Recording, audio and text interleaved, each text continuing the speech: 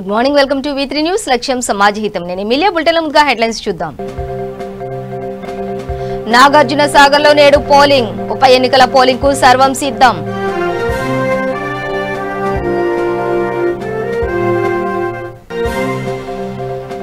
Telangana labour welfare board chairman గా దేవేందర్ రెడ్డి ప్రమాణ స్వీకారం. కష్టపడి పనిచేసే వారిని పదవులు వరిస్తాయన్న మంత్రి కేటీఆర్. యుఎస్ మేయర్ల సదస్సులో ప్రసంగించిన జీహెచ్ఎంసీ మేయర్. ప్రపంచంలోని ప్రముఖ నగరాల్లో మేయర్లు సదస్సులో పాల్గొన్న విజయలక్ష్మి.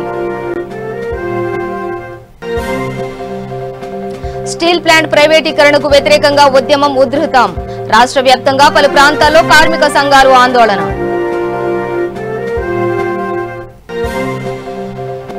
కొత్తగూడెం జిల్లాలో ప్రభుత్వ కార్యాలయాల్లో ఏసీబీ దాడులు. లంచం తీసుకుంటూ పట్టుబడ్డ పాల్వంచే ఎంపీడీఓ.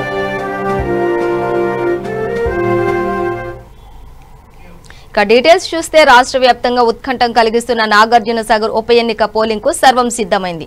నేడు ఉదయం 7 గంటల నుంచి సాయంత్రం 7 గంటల వరకు జరగనున్న పోలింగ్ లో నియోజకవర్గ వ్యాప్తంగా 2,20,300 మంది తమ ఓటు హక్కును వినియోగించుకోనున్నారు. టీఆర్ఎస్, కాంగ్రెస్, బీజేపీ, టీడీపీ అభ్యర్థులతో పాటు మొత్తం 41 మంది ఎన్నికల బరిలో ఉన్నారు. నియోజకవర్గ వ్యాప్తంగా 346 పోలింగ్ కేంద్రాలను ఏర్పాటు చేశారు. కోవిడ్ ప్రత్యేక పరిస్థితుల దృష్ట్యా గతంలో ఎన్నడూ లేని విధంగా కేంద్ర ఎన్నికల సంఘం ఈ దఫా పోలింగ్ సమయాన్ని 2 గంటల పాటు పెంచింది. పోలింగ్ కేంద్రాల్లో పూర్తిగా కోవిడ్ నిబంధనలు అమలవుతాయి. సమస్యాత్మక ప్రాంతాల్లో గట్టి బందోబస్తును ఏర్పాటు చేసిన పోలీసులు ఎలాంటి ఘర్షణలు జరగకుండా అదనపు బలగాలను మోహరింపచేశారు.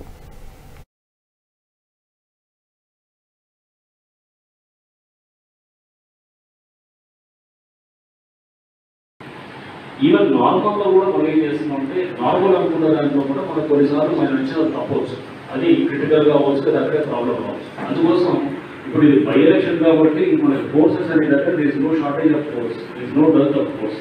ఎక్కడ కూడా మనకి ప్రాబ్లం లేదు. మనం అడగటం ఆలస్యం వెంటనే టీవీగా కోరుకునేది ఏంటంటే ఎక్కడ కూడా చిన్న ఇన్సిడెంట్ జరగకుండా ఫ్రీ అండ్ ఫైర్ ఎలక్షన్, స్వేచ్ఛాయుత వాతావరణంలో ఓటర్స్ వచ్చేసి వాళ్ళు ఓటుని వినియోగించే విధంగా, ఎక్కడ ఓటింగ్ ప్రాసెస్కి విఘాతం కలగకుండా, లా అండ్ ఆర్డర్ పరిస్థితులు ఎక్కడ కూడా మనకి ఉత్పన్నం కాకుండా మన వైపు నుంచి తీసుకోవాల్సిన అన్ని జాగ్రత్తలు తీసుకున్నాం. ఇప్పటికీ తీసుకున్నట్టే కాదు, రేపు దాన్ని గ్రౌండ్లో మనం ఆచరించి చూపించాలి. అవన్నీ కూడా మనం ఇంప్లిమెంట్ చేయాల్సి వస్తుంది. సో దీంట్లో మీ అందరూ చాలా దీంట్లో ప్రధానమైన భూమిక మీది ఉంటుందన్నమాట. సో మీరంతా అక్కడ SI Telangana labour welfare board chairman గా ఉమ్మనగారి దేవేందర్ రెడ్డి పదవి బాధ్యతలు స్వీకరించారు. ఈ కార్యక్రమానికి ముఖ్య అతిథిగా మంత్రులు కేటీఆర్, హరీష్ రావు, కొప్పుల ఈశ్వర్, వేముల ప్రశాంత్ రెడ్డి, మహిళా commission chairman Sunitha Lakshma Reddy, MP కొత్త ప్రభాకర్ రెడ్డి, ఎమ్మెల్సీ సేరి సుభాష్ రెడ్డి, ఎమ్మెల్యేలు మదన్ రెడ్డి, భూపాల్ రెడ్డి, ఇతర ప్రజాప్రతినిధులు హాజరయ్యారు. ఈ సందర్భంగా మాట్లాడిన కేసీఆర్ ఆశీస్సులతో ఉద్యమంలో కీలక పాత్ర పోషించి న్యాయవాదిగా పనిచేసిన దేవేందర్ రెడ్డి నేడు అసంఘటిత కార్మికుల బోర్డు చైర్మన్ గా పదవి బాధ్యతలు స్వీకరించడం సంతోషంగా ఉందని అన్నారు. దేవేందర్ రెడ్డి ఎన్నో ఏళ్ల రాజకీయ అనుభవం ఉందని, అయినప్పటికీ ఎలాంటి పదవులు ఆశించలేదని సీఎం కేసీఆర్ ఆయన్ను గమనించి మంచి సముచిత స్థానం కల్పించారని తెలిపారు.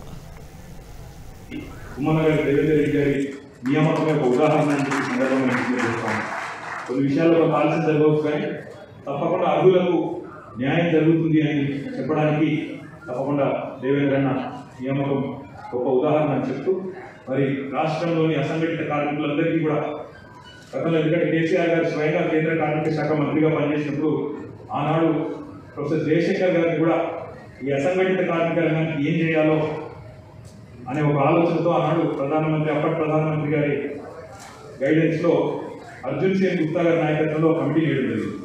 అందులో ప్రొఫెసర్ జయశంకర్ గారు కూడా ఒక సభ్యుడిగా పనిచేసినారు.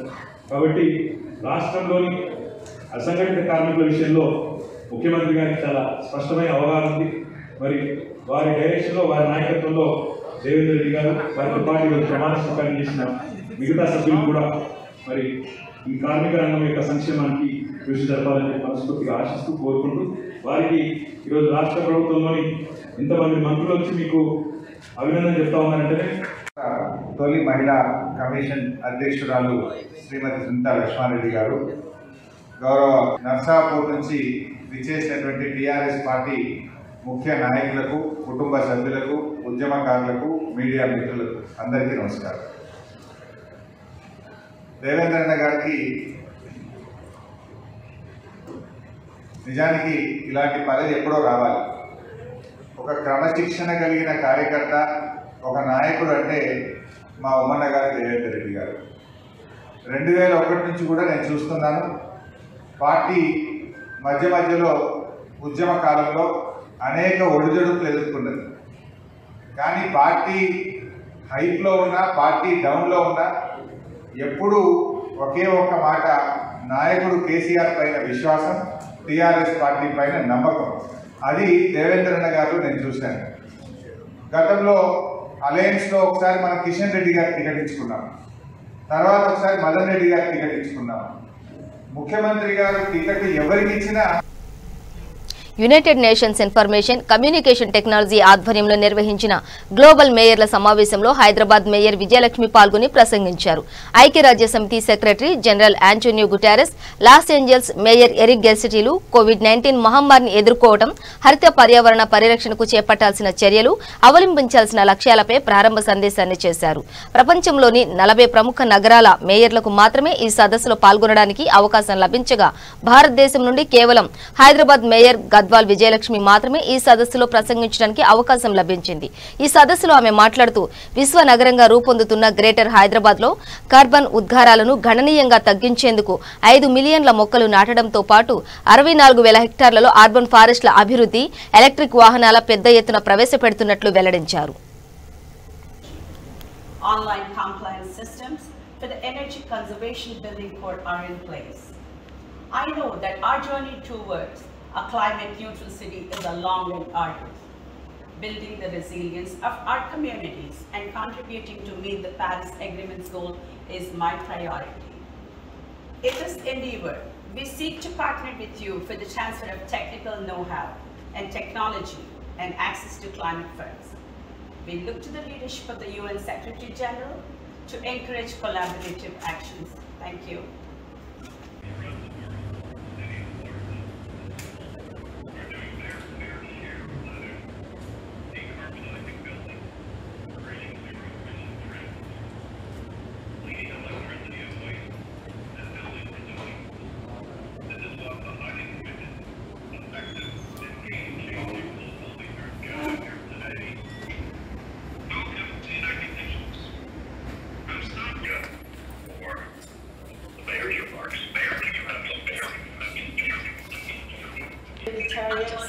Distinguished guests and my fellow mayors, good morning to all of you. I am Gadwal Vijayalakshmi, the mayor of Hyderabad, the 4th most populous city of India, a member of ICLEI and a city recently recognized by FAO. We meet at a critical time when the twin dangers of COVID and climate changes are challenging our very lives. Though the pandemic has thrown normal life out of gear, the resilience of our governance systems ensured a quick and ongoing recovery with fast vaccination drive. It is my privilege to represent the ambition of cities from the Indian subcontinent to ensure climate resilient, just and equitable development. While we are not historic polluters, we are shouldering the burden of addressing climate change alongside global cities. Thanks to our chief our very lives. Though the pandemic has thrown normal life out of gear, the resilience of our governance systems ensured a quick and ongoing recovery with fast vaccination drive. It is Visakha steel plant ప్రైవేటీకరణకు వ్యతిరేకంగా ఉద్యమం ఉధృతమవుతోంది. కార్మిక సంఘాలు పలు ప్రాంతాల్లో ఆందోళన కొనసాగిస్తున్నాయి. Visakha steel plant ప్రైవేటీకరణ నిర్ణయాన్ని వెనక్కి తీసుకోవాలని అన్ని పార్టీల నేతలు డిమాండ్ చేస్తున్నారు. లేదంటే ఉద్యమాన్ని మరింత ఉధృతం చేస్తామని హెచ్చరిస్తున్నారు. తూర్పుగోదావరి జిల్లా కాకినాడలో కార్మిక సంఘాల నేతలు ఆందోళనకు దిగారు. కేంద్ర ప్రభుత్వం తక్షణమే ప్లాంట్ ప్రైవేటీకరణ అంశాన్ని వెనక్కి తీసుకోవాలని డిమాండ్ చేశారు.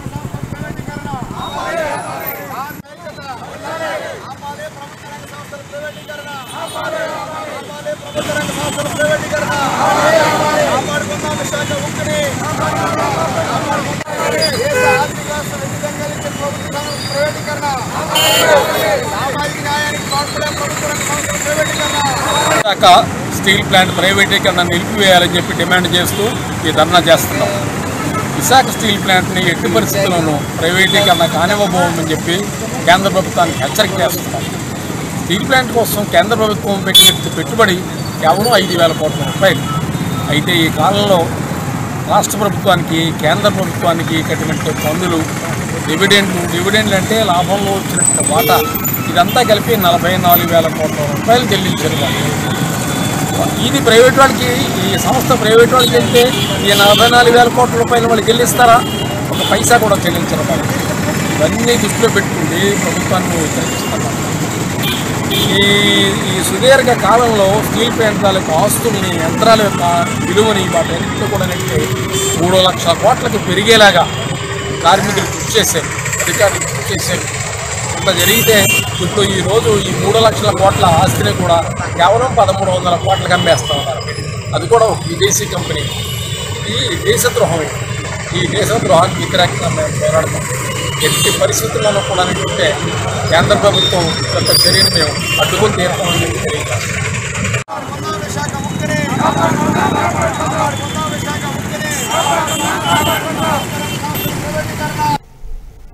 భద్రాద్రి కొత్తగూడెం జిల్లా పాల్వంచ ఎంపీడీఓ కార్యాలయంలో ఏసీబీ అధికారులు దాడులు నిర్వహించారు.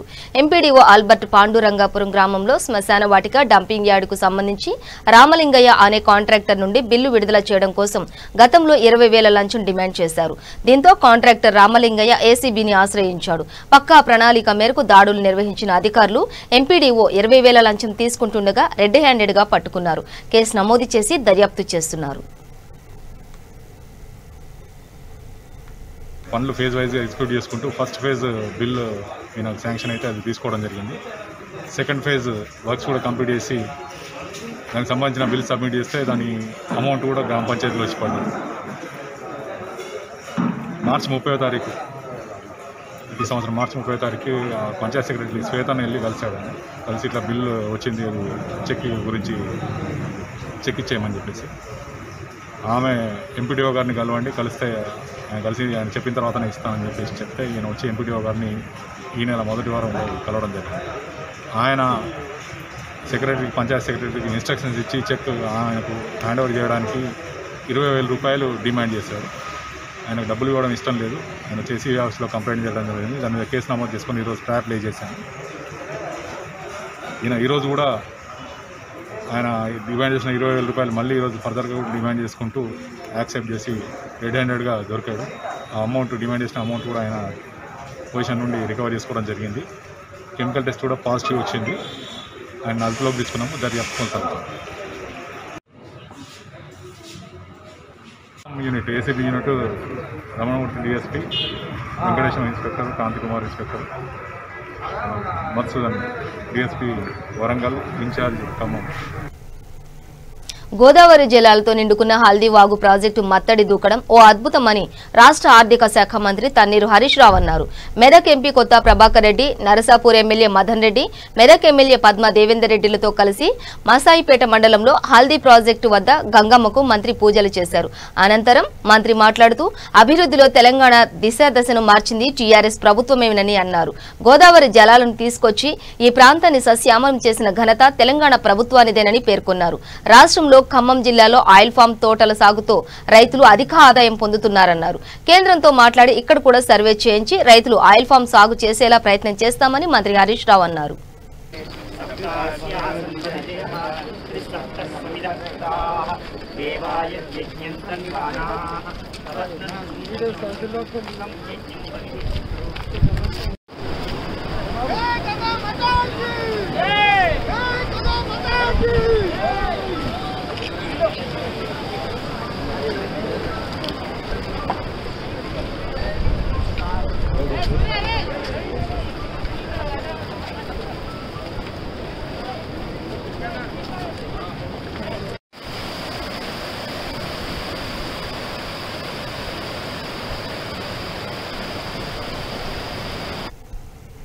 Corona virus corona virus second wave ఉధృతంగా ఉందని ఈ నేపథ్యంలో ప్రజలందరూ స్వీయ జాగ్రత్తలు తీసుకుంటూ అప్రమత్తంగా ఉండాలని పిఠాపురం ప్రభుత్వ ఆసుపత్రి ప్రధాన వైద్యాధికారి విజయశేఖర్ ప్రజలకు సూచించారు.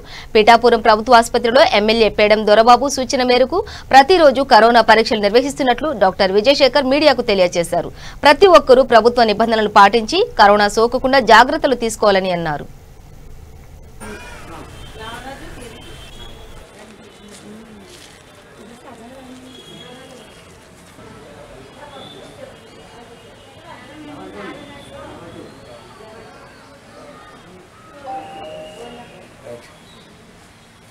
ఈరోజు మరి పరిస్థితులు గమనించినట్లయితే కరోనా కేసులు ఎక్కువగా రావడం జరుగుతూ ఉంది. దేశవ్యాప్తంగా ఉన్నాయి, అదేవిధంగా మన జిల్లాలో కూడా ఉన్నాయి. మరి పిఠాపురం పట్టణంలో ఇంచుమించుగా ఒక 50-60 కేసులు ఉన్నట్లుగా సమాచారం ఉంది. మరి గౌరవ శాసనసభ్యులు శ్రీ పేడం దొరబాబు సూచన మేరకు పిఠాపురం పట్టణంలో మన గవర్నమెంట్ ఆసుపత్రిలో కరోనా టెస్టులు ప్రతిరోజు చేయడం జరుగుతుంది. ఎవరికైనా మరి కరోనా లక్షణాలు కనిపించినప్పుడు ఏదైతే జలుబు ఉందో, జ్వరం ఉందో, ఒళ్ళు నొప్పులు, తలనొప్పి, వాంతులు కానీ విరేచనలు కానీ ఇటువంటి లక్షణాలు కనబడిన వెంటనే మరి హాస్పిటల్కి వచ్చి టెస్ట్ చేయించుకోవడం చాలా మంచిది. ఎవరు కూడా అసలు చేయకూడదు, ఎందుకంటే చాలా తీవ్రంగా ప్రబలుతుంది సెకండ్ ఫేజ్. అందువలన ప్రతి ఒక్కరు కూడా గమనించాలి. మరి కోవిడ్ నిబంధనలు తీసుకుంటూ ఉన్నాం, శానిటైజేషన్ చేస్తూ ఉన్నాం, మాస్క్ ధరిస్తూ ఉన్నాం, అదేవిధంగా మరి సోషల్ డిస్టెన్స్ కూడా పాటిస్తూ ఉన్నాం. అవి చెప్పడానికి మాత్రమే మనం చెప్పుకున్నాం, కానీ పాటించే విషయం వచ్చేసరికి కొంత మరి పాటించడం జరగట్లేదు అనేటువంటి విషయం తెలుస్తూ ఉంది. కాబట్టి ప్రజలందరూ దీన్ని తీవ్రంగా తీసుకోవాల్సిన అవసరం కనబడుతూ ఉంది. లేనట్లయితే ఈ యొక్క కేసులు ఇంకా ఎక్కువగా పెరగడం, మరి సిచ్యువేషన్ మారిపోయే పరిస్థితులు వస్తూ ఉన్నాయి. మరి వచ్చినటువంటి సమాచారం ఏంటంటే పిఠాపురం పట్టణంలో ప్రైవేటుగా టెస్టులు చేయించుకోవడం జరుగుతూ ఉంది. మరి ఆ విధంగా చేయించుకున్న తర్వాత మరి పాజిటివ్ నెగిటివ్ ఆ ఇన్ఫర్మేషన్ మరి ప్రభుత్వ వర్గాలకి తెలియజేసిన అవసరం ఉంది. మరి హాస్పిటల్కి సంబంధించి ఏఎన్ఎంస్ కానీ, ఆశా వర్కర్స్ కానీ మరి మన దగ్గర పనిచేస్తూ ఉన్నారు, మీ ప్రాంతానికి వస్తూ ఉన్నారు. వారికి తెలియజేసినప్పుడు మరి దాని నిమిత్తం ప్రత్యేకించి జాగ్రత్తలు తీసుకోవడానికి వీలవుతుంది. కోవిడ్ సంబంధించిన తిరుపతి లోక్సభ ఎన్నికలకు సంబంధించి అధికార పార్టీపై ఎన్నికల అబ్జర్వర్ దినేష్ పాటిల్కు నెల్లూరు టీడీపీ నేతలు ఫిర్యాదు చేశారు. టీడీపీ నెల్లూరు పార్లమెంట్ అధ్యక్షుడు అబ్దుల్ అజీజ్, టీడీపీ జిల్లా ప్రధాన కార్యదర్శి చేజర్ల వెంకటేశ్వర్ రెడ్డి, పనబాక కృష్ణయ్య, జలందరికి సుధాకర్ తదితర బృందంతో కలిసి ఫిర్యాదు చేశారు. ఉప ఎన్నికల్లో వాలంటరీ వ్యవస్థను అధికార పార్టీ పూర్తి స్థాయిలో వినియోగించుకుని అక్రమాలకు తెరలేపారని తీవ్ర స్థాయిలో ధ్వజమెత్తారు. ఫ్రీ అండ్ ఫెయిర్ గా ఎన్నికలు జరపాలని కోరారు.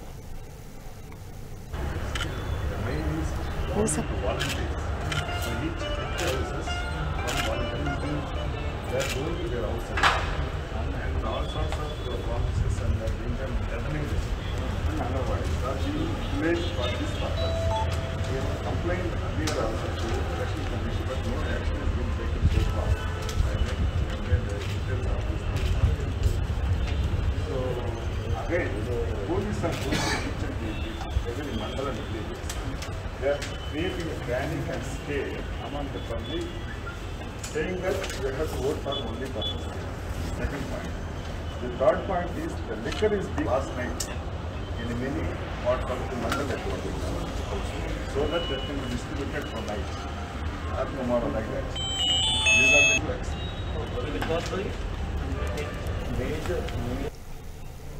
భూ సమస్యల శాశ్వత పరిష్కారానికి రీసర్వే కార్యక్రమమే ఏకైక మార్గమని కృష్ణా జిల్లా సబ్ కలెక్టర్ ప్రతిష్ఠా మంగేన్ అన్నారు. నూజివీడు మండలం మిర్జాపురం జిల్లా పరిషత్ హైస్కూల్లో ఏర్పాటు చేసిన సమీక్షా సమావేశంలో ఆయన పాల్గొన్నారు. భూముల రీసర్వేపై తహసీల్దార్లు, డిప్యూటీ తహసీల్దార్లు, మండల గ్రామ సర్వేయర్లకు 2 రోజుల పాటు నిర్వహించనున్న డివిజన్ స్థాయి శిక్షణ తరగతులను ఆయన ప్రారంభించారు. నూజివీడు డివిజన్లో భూముల రీసర్వే పనులు 100% విజయవంతంగా పూర్తి చేయాలన్నారు. రీసర్వే కార్యక్రమం వేగవంతంగా సాగేందుకు సంబంధిత సిబ్బంది పూర్తి స్థాయిలో శిక్షణ పొందవలసి ఉందని, అందుకే ఈ అత్యాధునిక టెక్నాలజీ వినియోగంపై సిబ్బందికి శిక్షణ ఏర్పాట్లు చేసినట్లు చెప్పారు.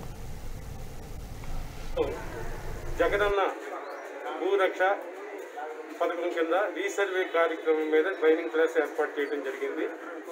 ఈ ట్రైనింగ్ క్లాసులో తహసీల్దార్సు, డిప్యూటీ తహసీల్దార్సు, మండల సర్వేయర్సు, మండల రెవెన్యూ ఇన్స్పెక్టర్స్, విఆర్ఓలు అందరూ కూడా పార్టిసిపేట్ చేస్తున్నారు. మనందరికీ తెలుసు ప్రజల్లో, రైతుల్లో చాలామందికి భూ సమస్యలు ఉన్నాయి. ఈ భూ సమస్యల పరిష్కారానికి ఏకైక మార్గం రీసర్వే అనేది చాలా కాలం నుంచి ప్రజల్లో డిమాండ్ ఉంది. ఆ డిమాండ్ ప్రభుత్వం నోటీస్కి వెళ్ళి దాదాపు 100 సంవత్సరాల తర్వాత ఈ రీసర్వే అనేది చేపట్టడం జరిగింది. ఈ రీసర్వే అనేది ఒక బృహత్తర కార్యక్రమం. కొన్ని వందల మంది సర్వేర్లు కావాలి, అట్లాగే ఇతర ఉద్యోగులు కావాలి, అట్లాగే ఇప్పుడు వచ్చిన లేటెస్ట్ టెక్నాలజీ కూడా ఉండాలి. ఈరోజు న్యూజివీడ్ డివిజన్లో రీసర్వే కోసమే ట్రైనింగ్ వర్క్షాప్ పెట్టాము. రీసర్వే చాలా హిస్టారిక్ యాక్టివిటీ ఉంది. 100 ఇయర్స్ తర్వాత అంటే ఇండియాలో ఫస్ట్ టైం ఈ పెద్ద స్కేల్లో మేము రీసర్వే టేకప్ చేస్తున్నాము. లాస్ట్ ఇయర్ నుంచి అన్ని యాక్టివిటీస్, ప్రిపరేటరీ యాక్టివిటీస్ ఆల్రెడీ మేము చేసాము. ప్యూరిఫికేషన్ ఆఫ్ ల్యాండ్ రికార్డ్స్ కూడా జరిగింది. ఇప్పుడు నెక్స్ట్ స్టెప్ ఏంటంటే ఫీల్డ్లోని వెరిఫికేషన్ చేయాలి అన్ని యాక్టివిటీస్. విశాఖ జిల్లా బుచ్చయ్యపేట మండలం విజయరామరాజుపేటలో ఈదురుగాలులు బీభత్సం సృష్టించాయి. పలు చోట్ల వృక్షాలు నేలకొరిగాయి. బిఎన్ రోడ్డుపై 5 కిలోమీటర్ల మేర ట్రాఫిక్ జామ్ అయింది. అనుకోకుండా వచ్చిన ఈదురుగాలులకు ఆ ప్రాంతవాసులు ఉలిక్కిపడ్డారు. ఎక్కడికక్కడే విద్యుత్ వైర్లు, పొలిటికల్ బ్యానర్లు నేలకొరిగాయి. అరటి, మామిడి, చెరకు రైతులకు భారీ స్థాయిలో నష్టం వాటిల్లింది.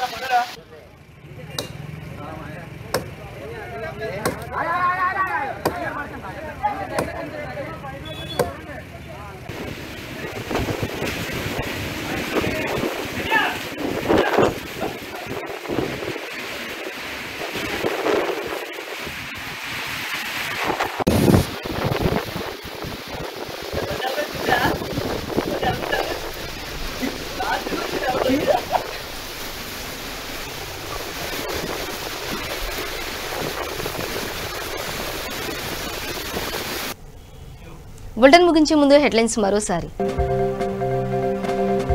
నాగార్జున సాగర్లో నేడు పోలింగ్. ఉప ఎన్నికల పోలింగ్ కు సర్వం సిద్ధం.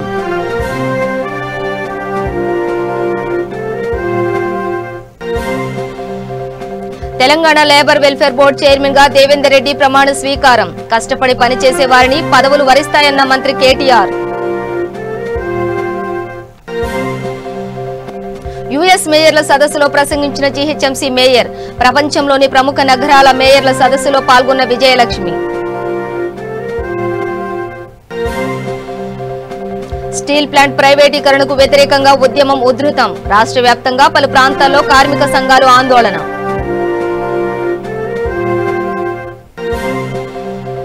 కొత్తగూడెం జిల్లాలో ప్రభుత్వ కార్యాలయాల్లో ఏసీబీ దాడులు. లంచం తీసుకుంటూ పట్టుబడ్డ పాల్వంచ ఎంపీడీఓ. ఇవి బులెటిన్ డీటెయిల్స్. చూస్తూనే ఉండండి V3 న్యూస్. లక్ష్యం సమాజహితం.